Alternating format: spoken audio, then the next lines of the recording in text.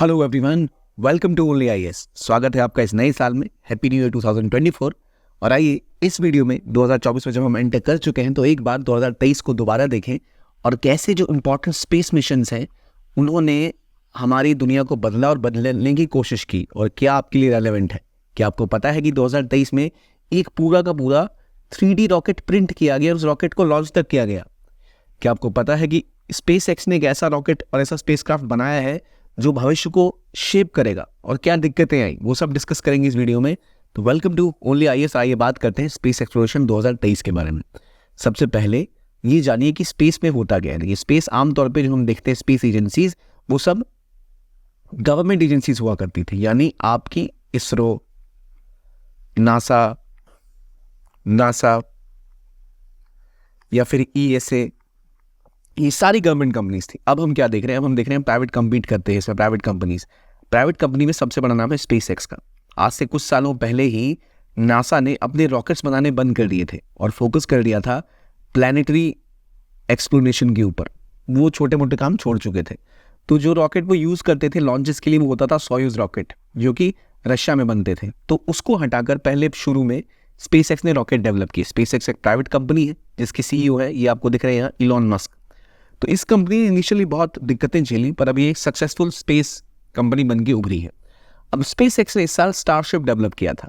ये एक ऐसी स्पेस मिशन को पूरा करने की कोशिश है इनकी जिससे कि मार्स और उस प्लैनेट्स पे अगर हम अपने एस्ट्रोनॉट्स को भेजना चाहें तो उसके लिए जो ईंधन चाहिए, जो कैपेसिटी चाहिए, वो इस रॉकेट स्पेसक्राफ्ट के थ्रू पूरे हो सकते थे।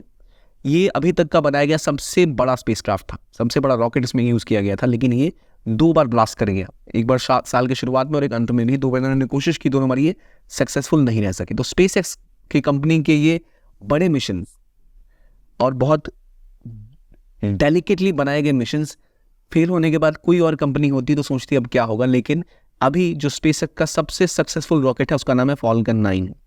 और जब Falcon को बनाया जा रहा था तो खुद उसने कई बार ऐसे क्रैश को झेला था। Falcon 9 को असल में इन्होंने अभी तक 19 बार रीयूज़ किया है। रीयूज मतलब देखिए, नॉर्मली क्या होता था पहले कि कोई भी रॉकेट लेके किसी सैटेलाइट को अंतरिक्ष में गया और फिर वो रॉकेट ब्लास्ट कर जाएगा, वहाँ धरती पे वापस लैंड तो करेगा नहीं।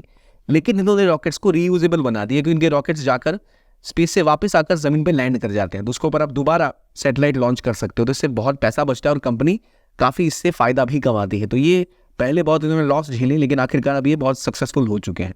तो इनका ये स्पेस का जो एक्सप्लोरेशन पे जिनका मकसद है, इन्होंने कहा था कि हम मार्स को कॉलोनाइज करना चाहते हैं, मार्स पे घर बसाना चाहते हैं, शहर बसाना चाहते हैं। उसके लिए भी स्टारशिप सबसे इंपॉर्टेंट है। लेकिन स्टारशिप का फेलियर होने के बावजूद स्टारशिप एक बड़ा कदम है इस ओर। दूसरी बड़ी चीज़ ये है कि SpaceX ने का स्टारलिंक क्या, ये जान लीजिए। स्टारशिप जो था इनका स्पेसक्राफ्ट है, अभी तक का सबसे बड़ा बनाया गया रॉकेट जो यूज़ किया गया है। स्टारलिंक असल में एक कॉन्स्टलेशन है इंटरनेट का, यानी धरती के आसपास इन्होंने बहुत सारी सैटेलाइट छोड़ी और उनको धरती पे बैठे लोग अपना इंटरनेट यूज़ कर सकते हैं बिना टावर का यूज़ किए हुए। नॉर्मली क्या होता है, नेटवर्क आपको फ़ोन में जो दिखाई देता है, आपके इलाके के आसपास कहीं पे टावर बड़े होते हैं, बड़े बड़े, जो ट्रांसमिट करते हैं सिग्नल्स को। स्टारलिंक्स इन सब को हटा के धरती के आसपास कई सारे छोटे छोटे सैटेलाइट से घिर चुका है जो सीधा धरती पर सिग्नल बीम करते हैं। तो आपका कनेक्शन डायरेक्ट सैटेलाइट से होता है जो और स्ट्रांग होता है और फास्ट होता है। तो स्टारलिंक ने बहुत सारे कस्टमर्स जोड़े और कहा जा रहा है कि इस बार 2 मिलियन से भी ज़्यादा कस्टमर स्टारलिंक अपने साथ जुड़ चुका है, जो SpaceX को एक प्रॉफिटेबल कंपनी बनाने वाला है। एक इन्फॉर्मेशन आपके लिए कि अगर आप UPSC की तैयारी कर रहे हैं और प्रीलिम्स को लेकर हल्का सा भी डाउट मन में है तो झिझकिए मत, आप ज्वाइन कर सकते हैं हमारा प्रीलिम्स का क्रैश कोर्स 2024 को टारगेट करता है, जहां हम फोकस करेंगे रिवीजन और प्रैक्टिस के ऊपर, जिसमें थॉरो रिवीजन कराया जाएगा, आपको अच्छी खासी प्रैक्टिस कराई जाएगी जिससे आप पूरी तरह तैयार रहें हर तरीके की चीज़ों के साथ। यानी क्लासेस कराई जाएंगी, करंट अफेयर्स हो गया, CSAT का ऑनलाइन एक्सेस हो गया, sectional test, full length test आपको प्रोवाइड किए जाएंगे और आपके पास विकल्प है ऑनलाइन या ऑफलाइन किसी भी तरीके से इसको ज्वाइन करने का। ऑनलाइन केवल 5,000, ऑफलाइन केवल 10,000 में आपको उपलब्ध है। 8 जनवरी से बैच स्टार्ट होने वाला है। आप डिटेल्स जो है यहाँ पे लिंक है इस कमेंट के डिस्क्रिप्शन बॉक्स में, उससे आप यहाँ तक पहुँच सकते हैं या कमेंट बॉक्स में आपको भी मिल जाएगा। वहाँ से आप इस कोर्स के बारे में जान सकते हैं डिटेल में और इसे एनरोल भी कर सकते हैं।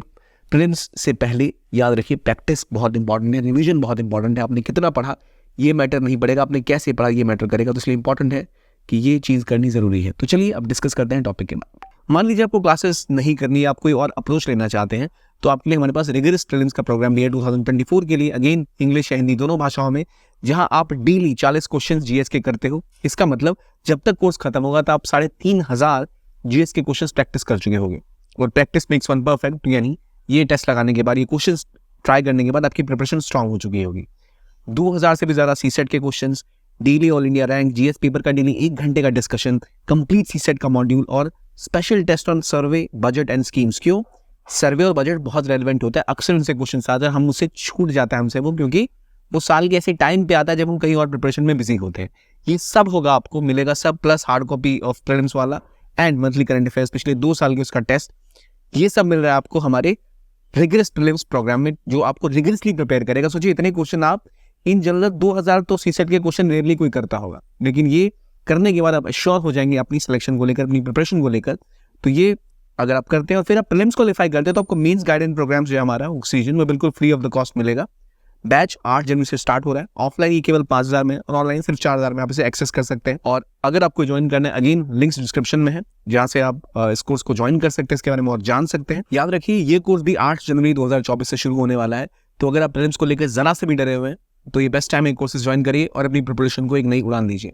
चलिए अब टॉपिक पे आते हैं। तो स्टारलिंक, स्टारशिप और स्पेसएक्स आपने समझ लिया क्या है, लेकिन इसी बार इनके कॉम्पिटिटर भी थोड़े स्ट्रांगली उठ के आए हैं। एक जिनका नाम है ब्लू ओरिजिन। ब्लू ओरिजिन असल में एक वेल फंडेड प्राइवेट कंपनी है, जिसको शुरू किया था जेफ बेजोस ने। जेफ बेजोस कौन है? तो अमेजॉन के सीईओ, इनके द्वारा स्टार्ट की गई ये कंपनी। उसको भी 2023 में नासा का एक कॉन्ट्रैक्ट मिला है, जिसके तहत नासा जो अपने मिशन सब मार्स पे करेगा, उसके लिए उनको एक रॉकेट बनाने का कॉन्ट्रैक्ट दिया गया लगभग $1.5-2 बिलियन का। तो उनका एक बड़ा कॉम्पिटिटर अब सही मैदान में कूद रहा है। पर इन दोनों को टेंशन ये भी है कि इसरो इतने सस्ते में मिशन कंप्लीट करता है, तो वो भी इनसे कम्पीट कहीं ना कहीं कर सकता है। तो ये बात तो हो गई स्टारलिंक की और स्टारशिप। तो देखिए ऐसा ही मॉड्यूल था जो ये उड़ा और ये ब्लास्ट कर गया। कोई और कंपनी होती बहुत दुख मनाती, पर स्पेसएक्स ने इसको यूज़ किया कि हम भविष्य में और इससे सीख के लॉन्च सक्सेसफुली करेंगे। अब जब मैं आपको बोलूँ प्राइवेट प्लेयर्स, तो याद रखिए स्पेसएक्स क्या है, याद रखिए स्टारलिंक क्या है, याद देखिए स्टारशिप क्या है और फॉल्कन 9 क्या है। इन सब में डिफरेंस पता है ना आपको? ये रॉकेट के नाम है स्टारशिप और ये फॉल्कन 9। स्टारलिंक असल में एक कॉन्स्टलेशन ऑफ सैटेलाइट है जो इंटरनेट प्रोवाइड करेगा सबको, यानी पूरी धरती के आसपास आपने सैटेलाइट सजा दिए। और इस कंपनी का मेन उद्देश्य क्या था? मार्स को कॉलोनाइज करना। लेकिन अब इसके बहुत सारे कॉम्पिटिटर भी आ गए हैं, जैसे ब्लू ओरिजिन। लेकिन ब्लू ओरिजिन के अलावा एक नई कंपनी खड़ी हुई है, रिलेटिविटी स्पेस। इसका ये कहना है कि 2024 में ये मार्स तक पहुंचने का प्रयास करेगी, अगले 2 सालों में उसके लिए एक बड़ी टेक्नोलॉजी पे काम करेगी और स्पेसएक्स से पहले मार्स पे पहुंच के अपने आप को स्थापित करेगी। अब ये कंपनी करेगी कैसे? तो इनका कहना है ये कि सबसे ज़्यादा तेज़ी से बढ़ने के लिए 3D प्रिंट करेंगे रॉकेट्स को, और इन्होंने सक्सेसफुली 3D प्रिंट किया भी रॉकेट को। रॉकेट लगभग 85% प्रिंट करके बनाया और लॉन्च किया, लेकिन लॉन्च सक्सेसफुल नहीं हुआ, लेकिन कम से कम वो पहला स्टेज पार कर गया, जो एक बहुत बड़ी उपलब्धि है किसी प्रिंटेड रॉकेट के लिए। आमतौर पर रॉकेट्स को पार्ट पार्ट बना के जोड़ा जाता है, तो उन्होंने प्रिंट किया और तब उसको अंतरिक्ष तक ले जाने की कोशिश की। उसके बारे में डिटेल से जानेंगे। तो ऐसी जब इनोवेशंस हो रहे हैं स्पेस में, तब बहुत ज़रूरी है कि इसरो को भी और फंडिंग प्रोवाइड हो। इसरो ने चंद्रयान 3 जैसा एक मेजर सक्सेस इस साल देखा, लेकिन इसरो को और फंडिंग और ज़्यादा इनोवेटिव होने की ज़रूरत है, क्योंकि प्राइवेट स्पेस बहुत ज़्यादा कॉम्पिटिटिव इनोवेटिव है। ठीक है, इसी में जब हमने बात की प्राइवेट स्पेस की, तो जो गवर्नमेंट एजेंसीज है वो क्या कर रही है? तो नासा ने एक बड़ा लैंडमार्क इस बार पूरा किया। पहली बार किसी एस्ट्रोनॉट का सैंपल धरती पे आया और उस एस्ट्रोनॉट का नाम था बीनू। तो बीनू पर असल में एक स्पेसक्राफ्ट गया था नासा का, उस स्पेसक्राफ्ट का नाम था ऑसिरिस रेक्स। तो ऑसिरिस रेक्स नाम का स्पेसक्राफ्ट क्या था, किसका था? पहली बात किसका मिशन था? नासा का। कहाँ गया था? तो एस्ट्रोनॉट पे गया था। एस्ट्रोनॉट कौन सा था? बीनू। वहां से क्या किया ये? ये सैंपल लेके आया है।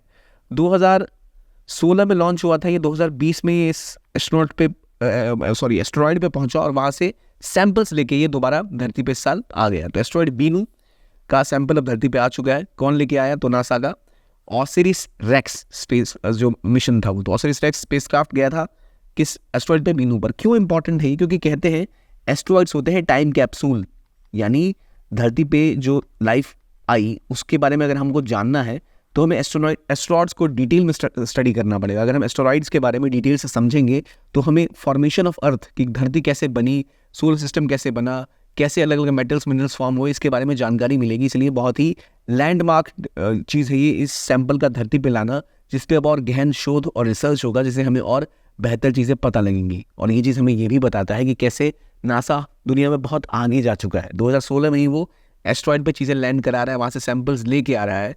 तो नासा ने जानबूझ के स्पेस को खोला था, अपने स्पेस सेक्टर को, कि वहाँ प्राइवेट कंपनीज आए, अपने रॉकेट्स बनाने बंद कर दिए थे शॉर्ट डिस्टेंस के लिए। जैसे जो उनके एस्ट्रोनॉट्स इंटरनेशनल स्पेस स्टेशन जाते थे तो वो अपने रॉकेट से नहीं बल्कि रशिया के सोयूज रॉकेट से जाते थे। वो कहते थे भाई पैसे ले लो, हमें और ज़्यादा काम करने इंपॉर्टेंट।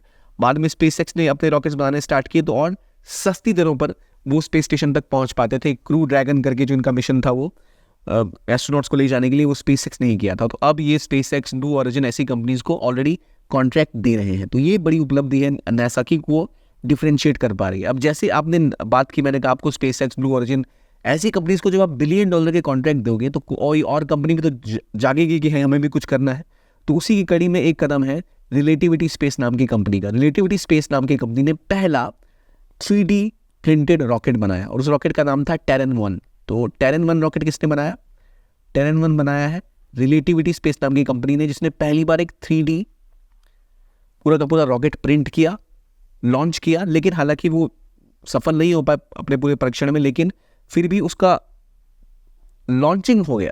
तो वो एक बहुत पॉजिटिव स्टेप है कि ऐसे रॉकेट्स भी ऑपरेट कर सकते हैं। जो इनके CEO है उनका कहना है कि पहले ये ब्लू ओरिजिन कंपनी में काम करते थे। इनका कहना था कोशिश तो कर रहे हो कि और तेज़ी से स्पेस को आगे बढ़ाओ, इंडस्ट्री को आगे बढ़ाओ, लेकिन अगर आप नॉर्मल तरीके ही यूज़ करोगे तो कभी आगे नहीं बढ़ पाओगे। इसलिए इन्होंने कहा क्यों ना हम एक 3D रॉकेट बनाए, और 3D रॉकेट इन्होंने प्रिंट किया। 85% जो रॉकेट है ये प्रिंट किया हुआ है। तो एक बहुत बड़ी उपलब्धि ये है। और ये टेरन 1 क्या है, तो एक किसने बनाया है, तो रिलेटिविटी 1 ने। क्या है ये 3D प्रिंटेड रॉकेट? अभी तक का पहला दुनिया का और सबसे बड़ा 3D प्रिंटेड रॉकेट होगा। छोटा मोटा तो लोग ऐसे भी प्रिंट कर सकते हैं। तो ये एक स्टेप है, ये नाम है, आपको याद रखना है। अभी और भविष्य में बहुत सारी न्यूज़ में रहने वाला है। तो ये वो रॉकेट है जो लॉन्च किया गया था, बिल्कुल 3D प्रिंटेड है। तो देखिए दुनिया कहाँ जा रही है। लेकिन इन सब के बीच में चाइना पीछे कैसे रह जाएगा? तो चाइना का एक ज़ुयू 2 कैरियर रॉकेट लॉन्च किया गया, जिसने कई मामलों में स्पेसएक्स को भी पीछे छोड़ दिया, इसरो को भी पीछे छोड़ दिया। क्यों? क्योंकि इन्होंने एक ऐसा ईंधन इस्तेमाल किया जो ईंधन भविष्य का ईंधन कहा जाता है स्पेस एक्सप्लोरेशन के एरियाज में। जब मैंने स्टारलिंक की बात की, जब मैंने स्टारशिप की बात की, स्टारलिंक तो क्या है? स्टारलिंक और स्टारशिप का अंतर पता है ना आपको? स्टारलिंक तो केवल एक कॉन्स्टलेशन ऑफ स्मॉल सैटेलाइट है जो धरती के आसपास घूम रहा है, जो आपको इंटरनेट दे सकता है। स्टारशिप वो प्रोग्राम है स्पेसएक्स का जो ऐसे रॉकेट से स्पेसक्राफ्ट बना रहा है जो लंबी दूरी तक सफर कर सके। उसके लिए जो ईंधन इस्तेमाल उसने किया था अपने टेस्ट में वो है मीथेलॉक्स, लेकिन वो सफल नहीं हो पाया। तो मीथेलॉक्स को लेकर पहली बार कोई सफल हुआ है तो वो है चाइना, जिसने अपने मीथेलॉक्स रॉकेट को पहली बार ऑर्बिट में भेज दिया और उस रॉकेट का नाम था ज़ुयू 2। ज़ुयू 2 किसका है? चाइना का रॉकेट है जो कि सक्सेसफुली ऑर्बिट तक पहुंच चुका है, जो यूज करता है मीथेलॉक्स यानी लिक्विड मीथेन और ऑक्सीजन। इसके मिश्रण से आपका जो क्राफ्ट है वो ज़्यादा दूरी तक जा सकता है। नॉर्मली क्या है ना, कोई भी ईंधन आपको चाहिए तो धरती से लेके जाना पड़ेगा। ये ऐसा ईंधन है जो आप आउट ऑफ अर्थ भी माइन कर सकते हो। किसी अगर आप ग्रह पे हो तो वहाँ से भी उसकी माइनिंग करके वो फ्यूल इकट्ठा कर सकते हो। इसलिए मीथेन और लिक्विड ऑक्सीजन जैसी चीज़ जो है ये ऐसी ईंधन की तकनीक है जिसको हर स्पेस कंपनी अडॉप्ट करना चाहती है, इसको लेके आगे बढ़ना चाहती है। और चाइना ये करके दिखा रहा है कि चाइना भी इस रेस में पीछे नहीं, और ये भी चाइना की एक प्राइवेट स्पेस कंपनी, और इस कंपनी का नाम है लैंडस्केप। तो अगर मैं आपको पूछूं लैंडस्केप किस देश की कंपनी है, तो लैंडस्केप असल में एक प्राइवेट स्पेस कंपनी है चाइना की, जिसने ज़ुयू 2 बना दिया, ऐसा रॉकेट जो कि लिक्विड मीथेन और लिक्विड ऑक्सीजन के ईंधन का इस्तेमाल करता है, जिसे हम कहते हैं क्या बताया मैंने आपको? मीथेलॉक्स। तो मीथेलॉक्स का इस्तेमाल करते हुए ऑर्बिट तक ले जाने वाली पहली सफल जो प्रक्षेपण किया तो वो किया किसने? चाइना की लैंडस्केप ने। तो याद रखिए चाइना की भी प्राइवेट कंपनी इस रेस में आ चुकी है। और सोचिए हमें पता भी नहीं है, स्पेसएक्स इतने टाइम से न्यूज़ में है कि लैंडस्केप इतना आगे बढ़ गया। बस कहानी ये है कि चाइना में प्राइवेट और गवर्नमेंट में ज़्यादा अंतर नहीं होता, हर चीज़ गवर्नमेंट के कंट्रोल में होती है। जब तक परमिट नहीं मिलेगा आप कुछ कर भी नहीं सकते। तो इसलिए ज़्यादा इसके बारे में कहना कि बिल्कुल प्राइवेट इनोवेशन है, तो इसके बारे में थोड़ा डाउटफुल भी ये चीज़ है। लेकिन लैंडस्केप किसकी कंपनी है? चाइना की। कौन सा रॉकेट छोड़ा? ज़ुयू 2। क्यों खास बात है? क्योंकि इन्होंने मीथेलॉक्स का इस्तेमाल किया। लिक्विड मीथेन और लिक्विड ऑक्सीजन भविष्य में इसरो और बाकी जितनी एजेंसीज हैं, जितनी कंपनीज हैं, वो सब इसी का इस्तेमाल करेंगी, क्योंकि आप धरती के बाहर भी इसको माइन कर सकते हो। तो ये वो रॉकेट था लैंडस्केप का जो चाइना से गया, काफ़ी खूबसूरत देखने में ये भी है। तो इस तरह के कई और एक्सप्लोरेशन हुए और इसमें एक सबसे बड़ा नाम था चंद्रयान 3, जिसने दुनिया को हिला दिया, क्योंकि भारत पहली कंट्री बना जिसने साउथ पोल के पास एक सॉफ्ट लैंडिंग करी। अब देखिए सॉफ्ट लैंडिंग मतलब क्या होता है। एक तो नॉर्मली आप क्रैश लैंड करते हो, यानी आपने कोई सैटेलाइट छोड़ा और वो जाके आपके मून के सर्फेस पे गिर गया, तो उसे क्रैश लैंड कहते हैं। सॉफ्ट लैंडिंग मतलब होता है आराम से लैंड करना और फिर उसको एक्सप्लोर करना। तो हमारा जो प्रज्ञान रोवर था, जो विक्रम लैंडर था, ये यहाँ पे गया और इसने कुछ इंपॉर्टेंट डिस्कवरीज की, जैसे सल्फर का पता लगाया। हालांकि ज़्यादा दिन तक नहीं रह सका, 14 दिन तक ही इसका टाइम चला। एक बार जब यहाँ पे सूरज ढला और जो इनके सोलर पैनल्स जिनकी एनर्जी खत्म हो गई, तो दोबारा इन्होंने जो कोशिश की थी कि दोबारा जागेगा, लेकिन वो जागा नहीं। लेकिन फिर भी सल्फर और मून क्वैकिंग जैसा काम इन्होंने किया, यानी इन्होंने एक बार उछल के दिखाया और एक धूल भी उड़ी थी उस उछलने के पीरियड में। तो पता लगता है कि यहाँ पर इंसुलेशन होता है काफ़ी अच्छा सरफेस पे, यानी यहाँ पर पानी होने की संभावनाएं हैं। अब तो ये सब काम बहुत कम पीरियड में और बहुत कम बजट में कर लिया, और वहाँ पर बहुत सारे क्रिएटर्स होते थे, यानी बड़े बड़े गड्ढे, उसके बीच में जाके एक सॉफ्ट लैंडिंग करना अपने आप में एक बड़ा कदम था जो पूरा किया चंद्रयान 3 ने। तो इसरो की एक बहुत बड़ी सक्सेस जो रही 2023 में डिफाइन करने वाली, वो थी चंद्रयान 3। चंद्रयान 2 के फेलियर के बाद चंद्रयान 3 ने सब कुछ बदल दिया इसरो के लिए। अब चंद्रयान 4 की भी तैयारी है, कहा जा रहा है जाक्सा जो जापान की स्पेस एजेंसी है उसके साथ मिलके इसके ऊपर काम किया जाएगा। अभी स्लिम उनका एक मिशन मून के ऊपर जाने वाला है, वो सक्सेस होता है तब जाकर पता लगेगा क्या इंडिया जापान इसके ऊपर किस तरह से कोलैबोरेट करने वाले हैं। इसके बाद इसके अलावा आदित्य L1 मिशन भी लॉन्च किया गया जो लैग्रांज पॉइंट तक पहुंचता है, और आदित्य L1 एक सोलर मिशन है जो कि 6 जनवरी को उम्मीद की जा रही है कि आदित्य L1 अपने उस लोकेशन पे पहुंचेगा जिसे हम कहते हैं लैग्रांज पॉइंट। तो चंद्रयान 3 की बात हो गई। अब इससे कम्पीट करने के लिए एक और देश ने एक बहुत बड़ा अपना सक्सेसफुल मिशन की कोशिश की थी पूरा करने की, वो था रशिया का लूना 25, लेकिन ये फेल हो गया। ये कोशिश कर रहा था कि इससे पहले वहाँ पहुँच जाए, लेकिन ये जाके वहाँ पे क्रैश लैंड कर गया। तो ये एक पूरा अपने साथ प्रोपेलेंट रॉकेट और सब कुछ लेके गया था साउथ पोल पे लैंड करने के लिए, लेकिन ये सक्सेसफुल नहीं हो पाया और इसको सोयूज 1.2.1B फ्रिगेट द्वारा लॉन्च किया गया था। ये भी प्लाज्मा और डस्ट कंपोनेंट को वहाँ स्टडी करता, वहाँ के सॉइल सैंपल्स को स्टडी करता, लेकिन ये सफल नहीं हो पाया। ये पहला लैंडर मिशन था रशिया का 1976 के बाद। याद रखिए अपोलो मिशन के बाद कोई भी मून पे मिशन नहीं किया गया, लेकिन चंद्रयान 3 ने एक रेस कुछ की शुरुआत कर दी है, क्योंकि अब अमेरिका ने अपने आर्मेटिस 2 और आर्मेटिस 3 मिशन को अनाउंस कर दिया है। ये ऐसे मिशन है जहाँ पर एस्ट्रोनॉट लेके मून के ऊपर पहुँचेगा नासा, और ये सब शुरू हुआ मुख्य रूप से चंद्रयान की अनाउंसमेंट के बाद। और पहले भी चीज़ें थी कि क्या मून पे और ज़्यादा हम एक्सप्लोरेशन कर सकते हैं या नहीं। ऑलरेडी चाइना ने भी कहा है कि वो भी 2030 तक मून में अपने सैटेलाइट्स, अपने एस्ट्रोनॉट्स को लैंड कराने की कोशिश करेगा। तो रेस बढ़ती ही जा रही है, लेकिन इस रेस में एक इलाका पिछड़ रहा है, वो यूरोप का वेगा सी जो रॉकेट था वो इस साल फेल हो गया, और यूरोपियन स्पेस एजेंसी की कोई ऐसी बहुत बड़ी सक्सेस पिछले साल हमें देखने को नहीं मिली जो उन्होंने इंडिविजुअली की हो। अक्सर वो नासा के साथ ही ऑपरेट करते हैं, तो ये एक समस्या हमें देखने को मिली। तो इन कारणों से ये से थोड़ी शान सी दिखी, लेकिन इसरो कहीं भी पीछे नहीं छूट रही। लूना 25 किसका मिशन था? रशिया का था। 46 साल बाद एक मिशन किया गया, पर ये भी दिखाता है कि कैसे अगर आपके फाइनेंसेस कमज़ोर हो, अगर आपकी बजट में कमी हो, तो एक रशिया की जैसी अग्रणी स्पेस एजेंसीज भी उतना सक्सेसफुल नहीं हो सकती, वो भी फेलियर झेल सकती, क्योंकि इतने समय से इनको फंडिंग का बहुत क्रंच है। रशिया के ऊपर अमेरिका ने सैंक्शन लगाया हुआ है, उनकी स्पेस एजेंसीज के पास ज़रा फंड नहीं है, और इसलिए एक जल्दीबाजी में किया गया लॉन्च असल में इवेंचुअली फेल हुआ। पर इसरो तो और आगे जाता ही जा रहा है, लेकिन इसरो से भी बड़ी कोई कंपनी, बहुत बड़ी संस्था या ऑर्गेनाइजेशन कह सकते हैं, तो वो है नासा। नासा ने, जैसे मैंने बताया, ऑसिरिस रेक्स मिशन ने बीनू से सैंपल कलेक्ट किया, धरती पे भेजा, टाइम कैप्सूल कहते हैं इसको। लेकिन इतना ही नहीं, ये असल में एक और मिशन कर चुके हैं, साइक मिशन, जो एस्टेरॉयड है जो बहुत मेटालिक है, तो ये भी अक्टूबर में लॉन्च किया गया। साइक मिशन साइक एस्ट्रोनॉट को स्टडी करेगा। किसका मिशन है? तो नासा का। ये जो एस्ट्रॉयड है ये मेटालिक है काफ़ी ज़्यादा, उसका स्टडी करेगा साइक मिशन। किसका है ये? ऑब्वियसली नासा का।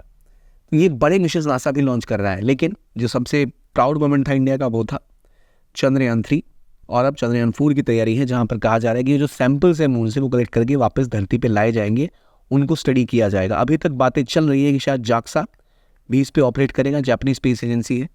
और आदित्य L1 का भी लॉन्च किया गया, जो कि 1.5 किलोमीटर अभी रहेगा सन से, और सन को स्टडी करेगा।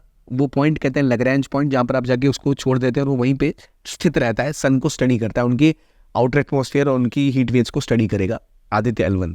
तो जो बड़े मिशन है उसके बारे में भी आपको पता लगा, आदित्य 11 के बारे में, स्पेसएक्स के बारे में, और दुनिया के पहले 3D रॉकेट को प्रिंट किया गया। और इतना ही नहीं, कहीं तो ये भी न्यूज़ आई कि शायद हमने पहली बार जो एलियंस है उनको भी देखा, पर हमारे एग्जाम के पॉइंट ऑफ व्यू से वो उतनी कंफर्म न्यूज़ नहीं है, उसके बारे में हम बात नहीं करेंगे। आई होप ये चीज़ें तो आपको क्लियर हो ही चुकी हैं। तो ये था आज का वीडियो, देखने के लिए बहुत बहुत धन्यवाद। Keep on watching only IAS and have a nice day.